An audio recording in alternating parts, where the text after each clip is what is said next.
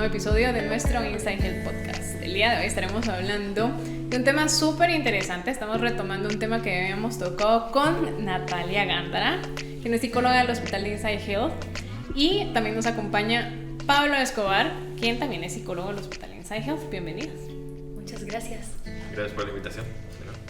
Pues hoy estaremos hablando, como les dije, de un tema interesantísimo. Vamos a hablar de las diferencias entre bipolaridad y el trastorno límite de la personalidad. Pero antes de eso, y para que retomemos un poquito, quisiera pedirles un resumen a cada uno de ustedes de qué es la bipolaridad, así en breve, y qué es el trastorno límite de la personalidad. Empecemos con Natalia. Ok. El trastorno límite de personalidad, como les comentaba en el podcast anterior, se caracteriza por comportamientos, relaciones y estado de ánimo inestables. Esto es la característica principal. Ok. Sí, el bipolar, que cabal por eso es que estamos haciendo este episodio, que sí se parece bastante si lo ponemos solo como en la definición general, pero tiene episodios un poquito tal vez más marcados, por así decirlo, vamos a llegar a eso, de manía y de depresión, que eso es lo que más lo caracteriza. Por eso se llama bipolar, ¿verdad? Porque están los dos polos totalmente opuestos. Ok, entonces también es importante que hablemos, para que lo podamos comprender un poquito mejor, de cuáles son las similitudes que tienen estas dos condiciones, ¿verdad? Y cuando hablemos así como de manía, etcétera, entonces tratemos de explicárselo un poquito más a las personas que nos están oyendo y viendo. Sí. Por favor, entonces empecemos con las similitudes que existen entre estas dos condiciones. Sí, estos dos trastornos, tanto el bipolar como el trastorno límite de personalidad, que abreviadamente es TLP, para que los oyentes entiendan, comparten mucha sintomatología, principalmente la impulsividad, los cambios de humor, los comportamientos imprudentes, y estos dos trastornos son los que más están vinculados al suicidio. Ok.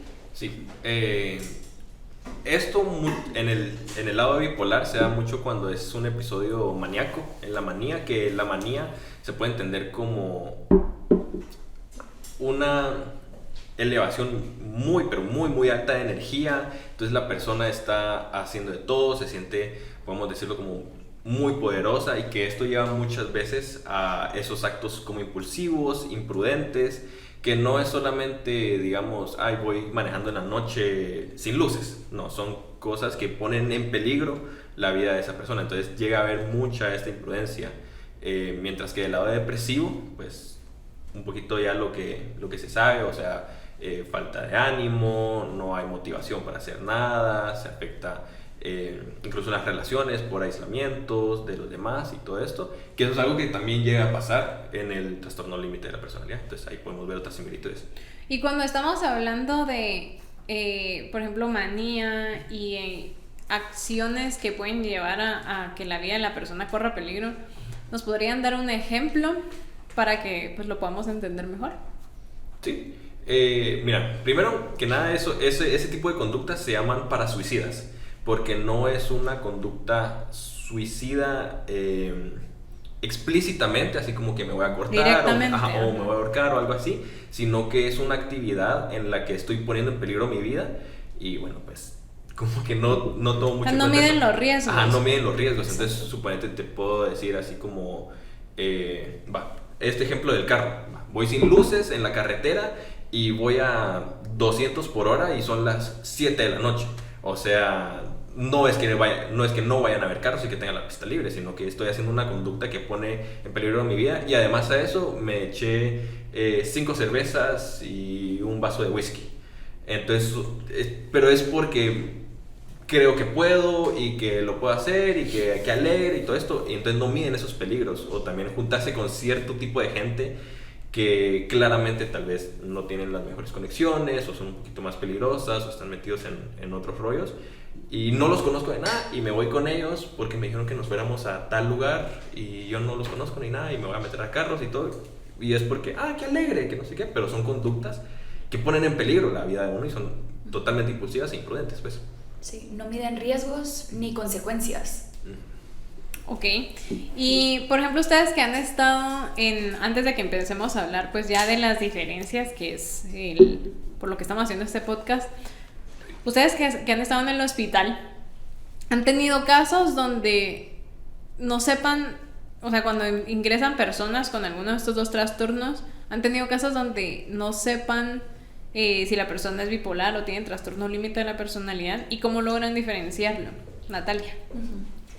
Sí, hemos tenido casos, incluso hay personas, o sea, pacientes que llegan con un diagnóstico, por ejemplo, bipolar, y estando ahí en el hospital nos damos cuenta que no va por ahí la cosa, que sí, se puede confundir, pero hay características que sí son muy propias del límite y, por ejemplo, ya para entrar un poquito en las diferencias, la diferencia principal está en los cambios de estado del ánimo, que la fluctuación anímica en el TLP es mucho más rápida. En segundos, horas o durante un día pueden cambiar del estado del ánimo con mucha frecuencia, mucha facilidad, en cambio que el bipolar fluctúa más lento. La fase maníaca, que es esta exaltación del estado del ánimo, esta euforia, este subidón, digamos, del ánimo, es mucho más lento, pasa más tiempo en esta fase maníaca y también en la depresiva tarda más en que vuelva a nivelarse, digamos. Algo que en el TLP no dura tanto estas fases. En cambio que sí, los cambios anímicos son mucho más rápidos. ¿Y qué otras diferencias existen entre estos dos trastornos? O sea, que sean como característicos. Como claves. Mira, mucho se puede ver dentro de esta misma diferencia y cambios anímicos que comentaba Natalia. Entonces, cuando miras a una persona en manía, por ejemplo, como hemos estado hablando de eso, es esto, tiene mucha energía, habla mucho, como no controlan mucho ese tipo de cosas, y eso no pasa en algo como lo límite. O sea, sí, como algo muy marcado es la manía y el episodio maníaco, sí te puede dar muchas cosas y muchas como pistas de decir, ok, esto está un poquito más de lo que podríamos ver en algo límite. Y o sea que la persona con trastorno límite de personalidad nunca llega a manía, por así decirlo, o sí llega pero es mucho más corto. Es que no es propiamente una manía, sino que por los niveles de impulsividad que son constantes en el TLP, sí podría tener algunas conductas parasuicidas, como comentaba Pablo, riesgosas, impulsivas. En cambio, que en el trastorno bipolar, esta impulsividad solo se ve en la fase maníaca. Cuando están hipomaníaca, que es un poco más bajo que la manía. En cambio que en el trastorno límite de personalidad, la impulsividad es un síntoma que los acompaña a lo largo de la vida. Sí, o sea, y por eso es que también puedes ver mucho que pues, en el trastorno límite tienen mucha dificultad con el autoestima, la autoimagen, y esta misma impulsividad lleva a tener conductas como cortarse, a autolastimarse, pero dentro de un episodio depresivo, podríamos verlo así, o cuando están con el humor más bajo, mientras que la impulsividad del bipolar, que se da más que todo en la manía, no lleva a este tipo de conductas, ya que al estar eufórico, energético, o sea, escuchar discursos así como que es que me siento re bien, estoy teniendo una mejor semana de mi vida, y lo he escuchado en el hospital, y es que este día es increíble, y o sea, no tienen esa dificultad con ellos mismos porque están en el cielo, pues, o sea, se sienten increíbles. O sea que las personas con TLP definitivamente no sentirían eso durante una semana, por ejemplo. Muy o sea, es raras. momentos muy cortos. Sí. Sí. Ajá. Mientras que cabal en el bipolar los episodios llegan a durar más. Ok. ¿Y qué hace, por ejemplo, que bueno, vamos a hablar de los dos, pero hablando del TLP, ¿qué es lo que hace que se detone, por ejemplo, algo en esa persona? O sea, que reaccione mal, que se ponga agresivo. ¿Qué hace que a una persona con TLP algo lo lleve como al borde? Bueno, al TLP lo que lo detona muchas veces son las relaciones cercanas que tienen, o sea, las relaciones interpersonales. Cuando hay algo que no les parece, cuando empiezan a sentir este sentimiento de vacío o este miedo al abandono que es percibido por estas relaciones interpersonales, lo detona. Okay. Okay. Y también, solo para algo que es muy claro tener en cuenta, el trastorno límite de personalidad, pues como lo indica el nombre, es un trastorno de personalidad, mientras que el trastorno bipolar es un trastorno del estado del ánimo. Entonces ahí también ya empiezan un poco las diferencias, o sea, ya son dos trastornos separados. Completamente distintos. Sí, con mucha sintomatología en común, pero sí, totalmente pero distintos. Tiene esos puntos claves que lo diferencian y por lo cual están en apartados totalmente diferentes. O sea, llevándolo antes, y les iba a hacer una pregunta, pero antes de eso, llevándolo a un día a día, por ejemplo. O sea, estoy segura que nos atravesamos con muchas personas que tienen TLP, probablemente diagnosticado, probablemente no, o que ni ellos saben que tienen este trastorno. Pero si, por ejemplo, o sea, tú mencionaste que cuando las personas, si él no está de acuerdo en algo que otra persona está diciendo, eso lo puede detonar. Un momento X cualquiera, yo estoy hablando con una persona, algo me molesta, un cliente, y le digo que no y él cree que es sí. ¿Cómo es la reacción de una persona con trastorno límite de la personalidad? Mira, bueno, eso puede variar mucho. Porque por estos cambios del estado del ánimo, que tal vez muy probablemente esto, como decís, detona y puede actuar muy impulsivamente y tal vez, digamos, al cliente venir y decirle hasta de qué se va a morir. Y es algo que va a afectar tal vez a una venta o la empresa o algo así, pero no mide esa consecuencia, solo es a lo que va. Entonces, y puede que después, al ratito, se lo olvidó y ya, y pasó. Y seguimos con la vida. Ok, es que probablemente, o sea, lo menciono porque sé, o sea, yo he estado en esa situación, ¿verdad? Y de hecho en el hospital y las mismas psicólogas, pues antes ustedes no estaban, pero con Gaby y con Mercedes, ellas me iban dando una guía, por ejemplo, es que es límite.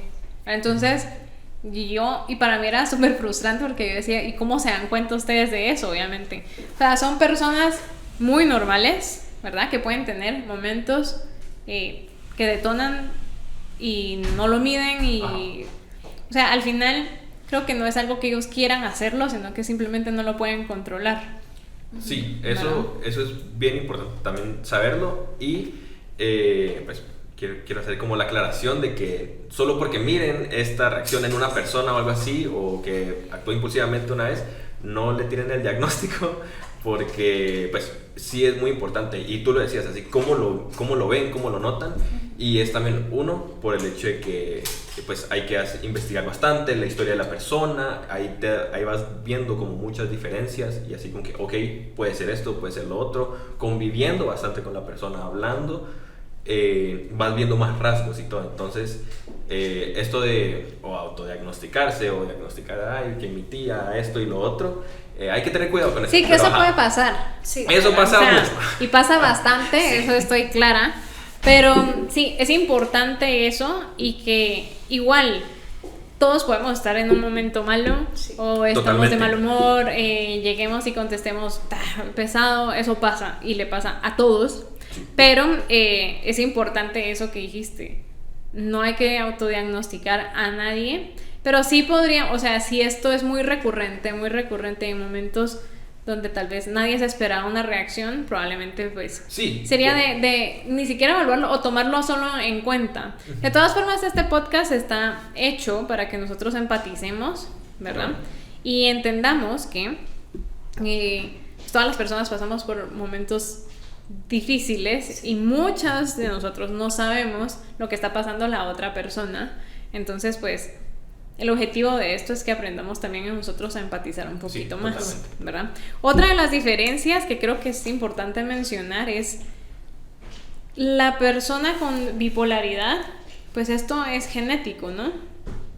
Y el trastorno límite, bueno, ustedes me lo aclaran, y el trastorno límite de la personalidad es genético, las personas nacen con eso o se desarrolla.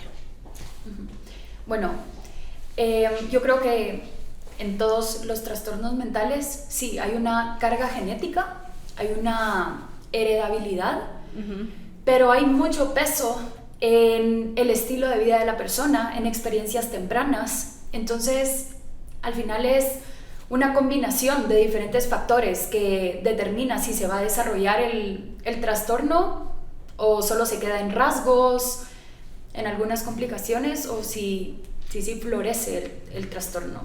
Pero no hay una causa o un factor predisponente único, es una combinación. Ok, Pablo. Sí, totalmente de acuerdo, cabal con lo que decía. O sea, no se puede hablar así, digamos, del cromosoma tal y tal, y que si viene un poquito cambiado, pues va a ir con eso. Pero sí hay cierta predisposición genética, que igual en las entrevistas, cuando hacemos a familiares o algo así, preguntamos siempre, mire, ¿y en su familia hay historia de, digamos, depresión o algo? Entonces eso ya nos da ciertas pistas de, ok, sí hay algo genético también, y miramos el estilo de vida, factores de riesgo en su familia y todo eso. Entonces eso ya va ayudando a ver si es más probable que se detone como más veces, o entonces uno va viendo patrones. Ok, y esta es una pregunta que me han hecho mucho, no en las redes, sino las personas que llaman para saber cómo son los procesos de recuperación. ¿Cómo es el proceso de recuperación tanto de una persona bipolar como una persona con TLP dentro del hospital? ¿Cómo lo manejan? ¿Las terapias funcionan igual para los dos o se tienen que abordar de formas distintas? Bueno, eso quiero aclarar también, que eso es una diferencia bien marcada entre los dos trastornos. Primero, el TLP se aborda principalmente desde un enfoque psicológico, y sí, en algunos casos pueden acompañar los fármacos para reducir ansiedad, irritabilidad, ayudar con el insomnio y este tipo de cosas. En cambio, que en el bipolar principalmente se aborda desde el tratamiento farmacológico y se acompaña con psicoterapia idealmente. O sea, es como lo contrario. Sí. Okay. Ajá. Entonces, desde ahí, pues ya es diferente la intervención desde el hospital. Y sí, pues se les psicoeduca sobre lo que están padeciendo. Tratamos de identificar factores de riesgo, factores detonantes, o sea, para que ellos identifiquen en su día a día qué son las cosas que los activan, que los llevan a reaccionar de esta manera. Psicoterapia individual también tenemos terapia con las familias para esto que hablábamos, de recoger más datos y tener una visión más amplia de la historia clínica del paciente. Farmacológicamente también tienen este acompañamiento, que creo que es clave en estas personas, que también en muchos casos se ven estos pacientes que no han cumplido al pie de la letra, digamos, el tratamiento que tuvieron que haber seguido a lo largo de meses o años incluso.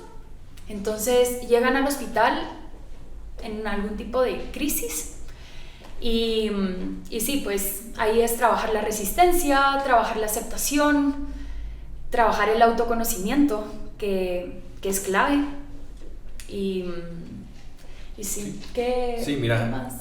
Terapias grupales. Cuando hablas del trastorno límite de personalidad, por lo mismo, al ser un trastorno de personalidad, no hay... el factor genético es menos claro aún. O sea, si con los demás es un poquito más claro, con este no mucho al ser de personalidad. Entonces el tratamiento farmacológico por eso no es tan promovido como sería con el bipolar. Y por eso es muy importante que hable esto de las terapias psicológicas, ayudar a autoconocimiento, a que puedan conscientemente controlar sus conductas, ver, ok, ya vi que empezaron a hablar en la cena familiar de tal tema, me voy, porque sé que aquí exploto o hago esto y lo otro. E incluso hay un tipo de terapia que es la dialéctica conductual, que fue desarrollada específicamente para el TLP.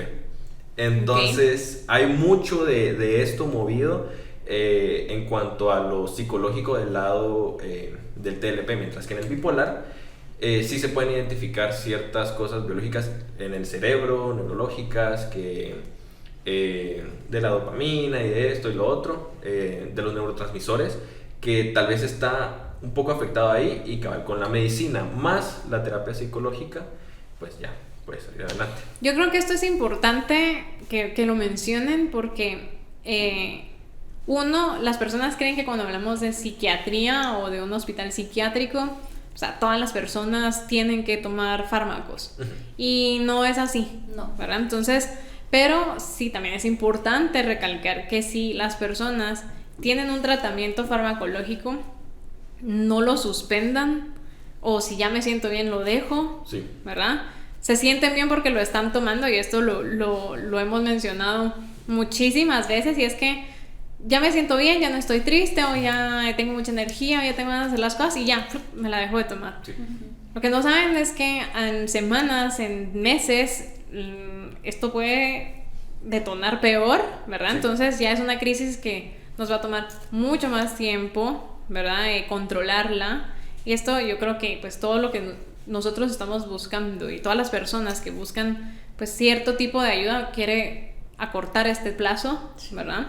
Pero es importante también para las familias, porque bueno, ustedes saben que yo siempre pido consejos para las familias y amigos, que lo sepan, ¿verdad? O sea, que el tratamiento farmacológico no se puede dejar de tomar de un día para otro, y si lo van a dejar de tomar, pues esto tiene que ser guiado con un médico tratante. Y al contrario, si nos vamos al TLP, que es psicológico, pues que la persona acuda a sus terapias, ¿verdad? Constantemente, como el psicólogo lo recomienda, ¿verdad? Porque pues para eso estamos haciendo con profesionales de la salud mental.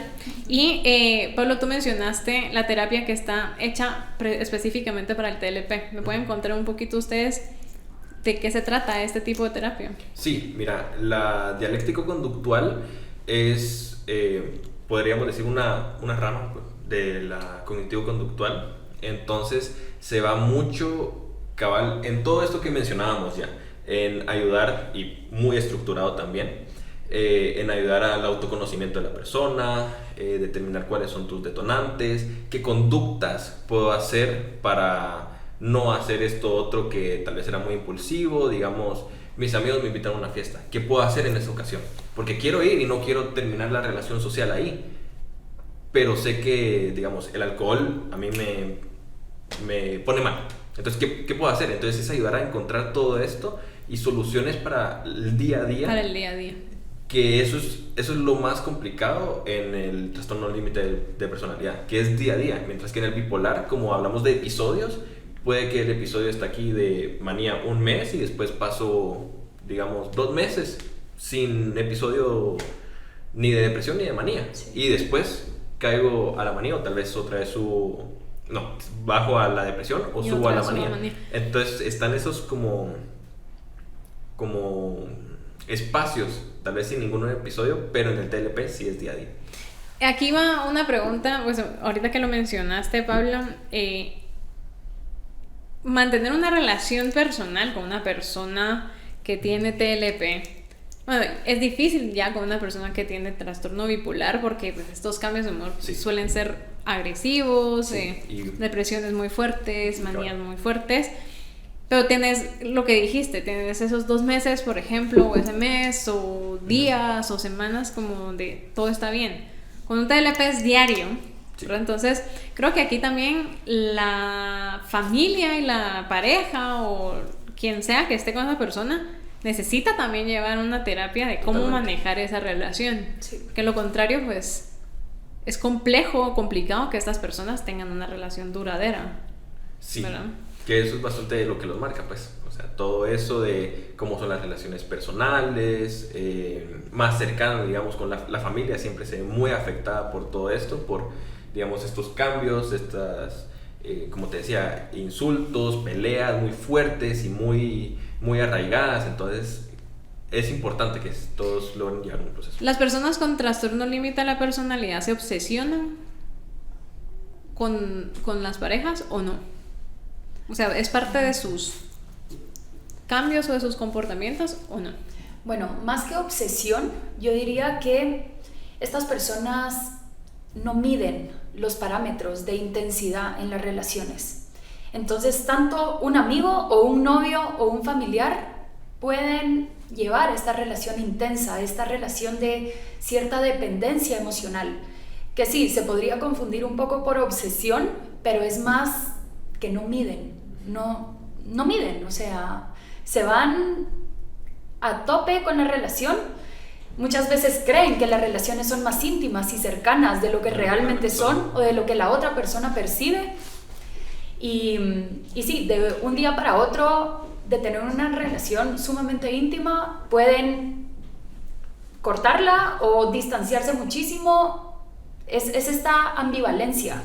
Y sí, en las relaciones es un síntoma y característica. Lo pregunto porque creo que en las personas bipolares pues no se ve esto, ¿verdad? O sea, conozco a varias personas que tienen este trastorno y este tipo de comportamientos no están, ¿verdad? Dentro de ellas. Sí, y como decía Natalia también al principio, una de las características del trastorno límite es todo este miedo al abandono. Entonces puede pasar esto, imagínate como que se interpreta como una obsesión, pero es porque no quiero que me dejes. O son personas que están de una relación en otra. También. Totalmente. Sí, por esta inestabilidad, porque lo que caracteriza al TLP es la inestabilidad. Entonces, y, por ejemplo, hacía la pregunta de familia, pareja, etcétera, mantener una relación con este tipo de personas. Ellas, o sea, las personas con TLP, ¿pueden llegar a tener una relación estable? ¿O es difícil? Si llevan una terapia, obviamente. Mira, yo creería que sí. Pero sí no va a ser como una relación que te pinta la televisión o algo como que algo que alguien se imagina mucho, porque tiene que llevar muchas... tiene que dar mucho esfuerzo. O sea, yo creo que es muy trabajado. Sí, entonces, como decías, que la pareja pueda llevar su proceso para que pueda entender también el diagnóstico de su pareja, pues, y eso requiere mucho esfuerzo también de esa persona y de alguien que realmente quiera involucrarse y quiera saber. Entonces sí es no es alguien que solo vas a conocer y ay, qué bonito y nos fuimos, sino que es algo que va a requerir mucho esfuerzo y todo, pero en mi opinión creería que sí se podría. Natalia. Sí, yo creo que sí se puede, acompañado de psicoterapia 100%. Constante. Sí, constante. Durante toda su vida, básicamente. Sí, porque también otra característica bien marcada de ellos es que toleran muy mal la angustia, el malestar, la frustración, y al estar en una pareja de personas sin diagnóstico ya es complicado y hay esta inestabilidad y hay momentos pues mejores que otros. Y bueno, pues con estas personas sí tienen que aprender a cómo expresar sus emociones, a cómo gestionar las emociones. La ansiedad, el estrés, una pelea, sí, un punto de vista diferente.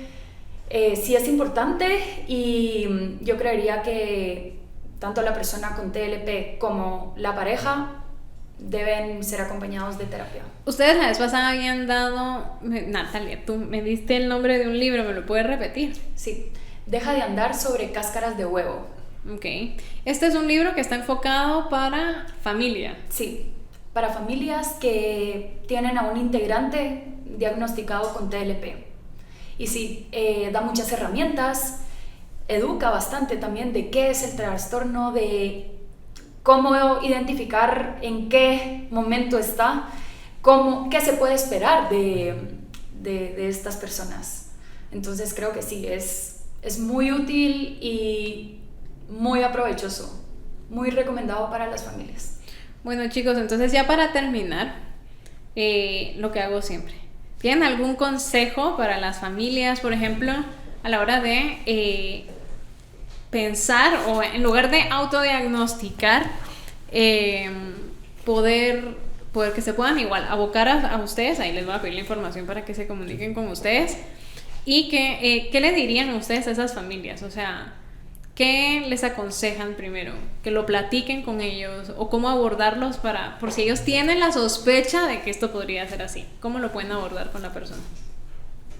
Yo lo primero que pienso, y es lo que pienso siempre con este tipo de preguntas o qué consejo me dan, y es lean. O sea, busquen obviamente en fuentes confiables. Hay fuentes del gobierno de Estados Unidos, del Instituto de Salud, podemos encontrar cosas como la Asociación de Psicología. Entonces todo esto son fuentes confiables, y poder leer un poquito, no por morbo o algo así, sino para poder entender a la persona. Y también siempre sirve hablar con alguien que sepa un poco más del tema, porque igual leemos, entendemos, pero decimos, ay, ese soy yo soy igual, y que no sé qué. Entonces ya sí, hablando, eso pasa bastante. Ya hablando con alguien que nos pueda explicar un poquito más en vivo, uno logra comprender y poder empatizar. Una vez esto, pues ir poco a poco buscando ayuda, poder hablar con esa persona, no juzgar, y entender de que esa persona, la relación que tengamos de la manera que sea, familiar o pareja, amigo o amiga, entender que esa persona es mucho más que su diagnóstico, y que va más allá, que tiene gustos, que hay cosas que no le gusta, tiene su lugar favorito para ir, música preferida, y no es solamente el diagnóstico, sino que ver a la persona como un todo. Ok, Natalia. Sí, bueno, complementando lo que decía Pablo, creo que también es bien importante como familiar acercarte a esta persona y interesarte en lo que le está pasando, preguntarle cómo es, cómo se siente, si puede describir un poquito más qué es todo esto. Y sí, la base teórica, digamos, y ya pues los familiares tienen identificados los síntomas, características, acercarse con esa persona y decirle, mira, creo que he leído un poco, quisiera saber cómo te sentís, si hay correlación con esto que leí, y qué te parece si buscamos ayuda. Y eso creo que también es clave, pedir ayuda cuando empiezan a aparecer los síntomas, no cuando ya está en crisis la persona. Sí. Cuando empiezan los primeros, empieza un poco de malestar, pedir ayuda. Sí, yo creo que es importante abordarlo. Lo que tú dices, Natalia, es súper importante, porque creo que pocas personas, o bueno, varias tal vez lo han visto, pero pocas personas quisieran vivir con una persona que tenga crisis. ¿Por qué? Porque las situaciones son complejas, no sabemos qué hacer, no sabemos cómo comportarnos, no sabemos cómo manejarlos. Entonces, antes de que pasemos por esta etapa, ¿verdad?, que se puede evitar, obviamente, sí, busquemos ayuda.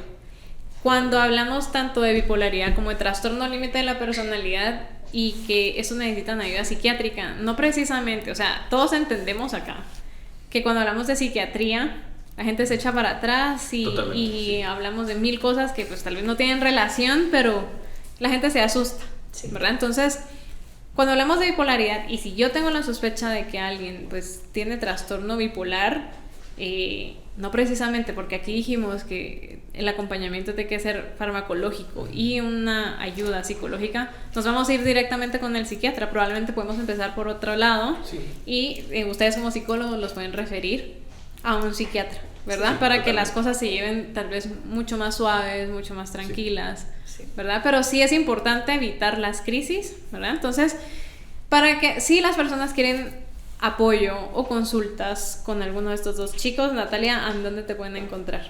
Bueno, me pueden encontrar en Instagram como psicóloga.nataliagándara, o me pueden llamar también a mi celular 3302-9861.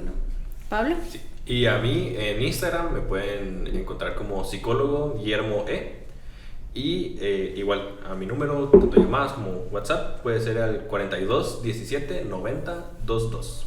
Bueno, pues ya saben, cuando quieran información o tengan una crisis, también pueden llamar al 44 99 97 99. Nos pueden encontrar en Instagram como InsideHealth-GT y en Facebook como InsideHealthGT. Muchísimas gracias.